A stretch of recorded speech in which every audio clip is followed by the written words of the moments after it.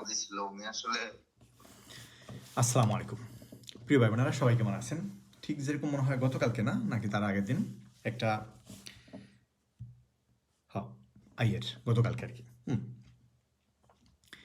গতকালকে রাত্রে আর কি যে একটা ভিডিও ছাড়ছিলাম আর কি, সেটা ছিল আমাদের এক ভাই কাগজ জমা দিয়েছিল, তার কাগজটা নো ফাভরেবল আসছে। এখানে দেখাইছে মানে সেনজিংয়ের ভেতর তার কোনো দেশে মনে হয় তার উপর বিধিনিষেধ আরোপ আছে আর কি। মানে সিস বুঝাইছে আর কি।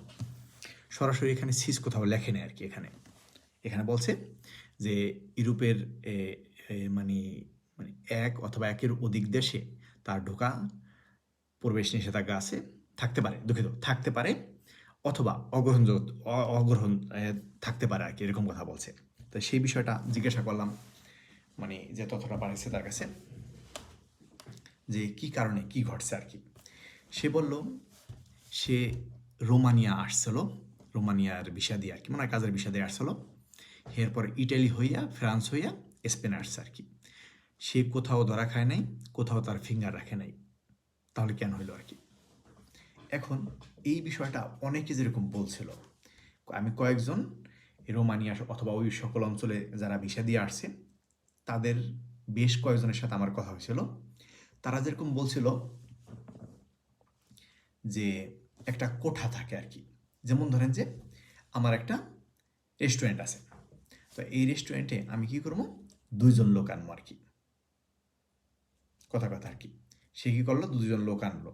এখন সেই লোক দুটা যখন ভাগ্যে যায়, সে আরও 2জনরে অ্যাপ্লাই করার জন্য কর্তৃপক্ষের কাছে কি একটা অভিযোগ দায়ের করে যে ওই লোক তো ভাগ্যে গেছে গা, এক্সাম্পল রাখি। এরকমও কারণ হইতে পারে। কি কারণ, কারণ এখন পর্যন্ত খুঁজা পাওয়া যায় না আর কি, খুঁজতেছে। যদি জানতে পারি সম্পূর্ণ কারণ তাহলে অবশ্যই আপনাদেরকে জানাবো। তাহলে পয়েন্টে আসি। তিনি কাগজ জমা দিছিল হয়েছিল 6 মার্চ, মার্চের 6 তারিখে আর কি। এই 20 তারিখে তার নো ফাভরেবল আসছে।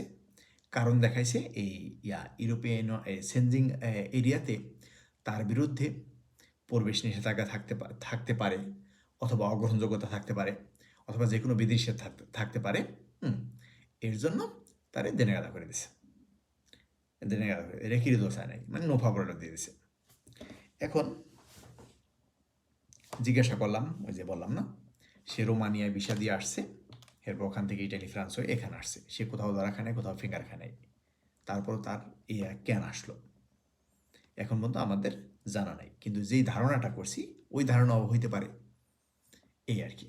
ভয়ের কিছু নাই, আমাদের কাম তথ্য দেওয়া, ভয় পাবেন না কেউ। অনেক ধন্যবাদ। আসসালামু আলাইকুম।